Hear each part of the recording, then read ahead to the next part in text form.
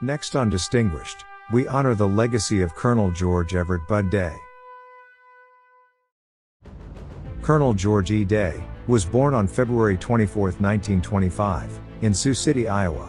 He dropped out of high school and enlisted in the Marine Corps on December 19, 1942, at just 17 years old.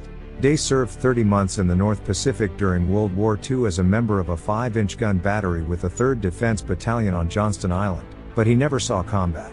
He was discharged on November 24, 1945. Following his service, he joined the Army Reserve from December 11, 1946, until December 10, 1949. It was also during this time he pursued higher education and received a commission as a second lieutenant in the United States Air Force. In 1951, Day was recalled by the USAF as a second lieutenant, attending jet pilot training and serving 2 tours in Korea. He made history in 1957 with the first no-chute bailout from an F-84F fighter. He was assigned to South Vietnam, where he piloted an F-100 fighter bomber and later commanded the 1st Jet Forward Air Control Unit in North Vietnam. On August 26, 1967, during his 67th mission, Day's aircraft was shot down while striking a missile site over North Vietnam. He ejected from the plane, which resulted in 3 breaks in his right arm and a dislocated left knee. This led to his capture by the North Vietnamese and marked the beginning of his arduous journey as a prisoner of war. Day endured continuous interrogation and torture, with his injuries being neglected for 2 days until a medic roughly set his broken arm.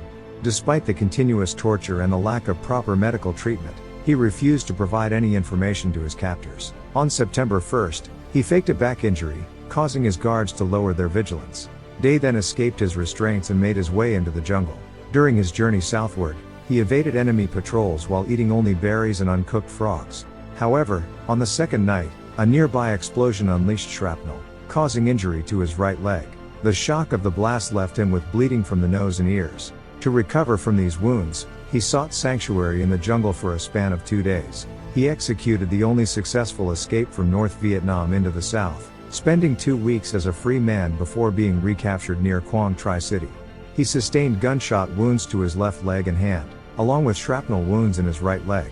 He was taken back to the camp he escaped from and was denied medical attention for his broken bones, wounds and infections. Renewing the pressure to force Day to give vital military information, the North Vietnamese beat and tortured him for 2 days. He was bound by a rope under his armpits and hung from a ceiling beam for over 2 hours until the interrogating officer ordered a guard to twist his mangled right arm, breaking his wrist. At this point, it appeared Day had decided to cooperate with his captors. Aware that his life would be in jeopardy if his true allegiance was discovered, he deliberately provided false answers, ensuring that no military intelligence of significance was revealed. 2 months after being shot down, he was relocated to a prison camp in Hanoi, the capital city of North Vietnam.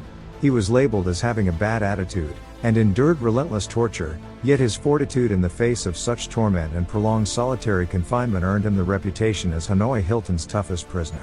At this point, Major Day's physical condition had significantly deteriorated, plagued by infections in his arms and legs, and his hands were contorted with limited sensation.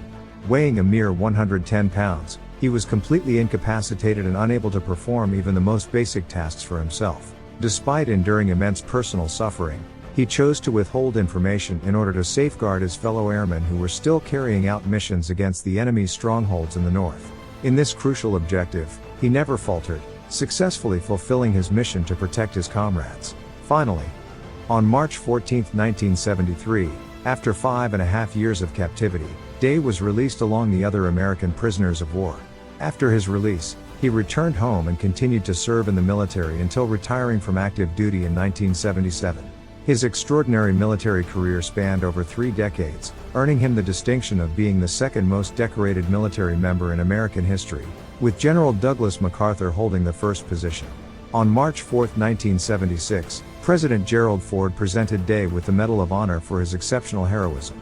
His military career also encompassed other notable awards such as the Air Force Cross, Silver Star, Legion of Merit, Distinguished Flying Cross, Bronze Star, Air Medal, Purple Heart, and POW Medal. On July 27, 2008, Colonel George Day passed away at the age of 88. He left behind a legacy of courage and sacrifice that continues to inspire generations. Colonel Day's final resting place is at the Barrancas National Cemetery in Pensacola, Florida, where his valor is forever commemorated.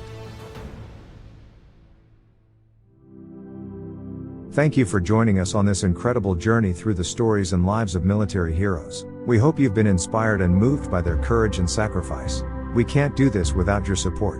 If you've enjoyed this podcast, we kindly ask that you continue to support us by spreading the word. Leaving a positive rating and review on your favorite podcast platform will help others discover these remarkable stories.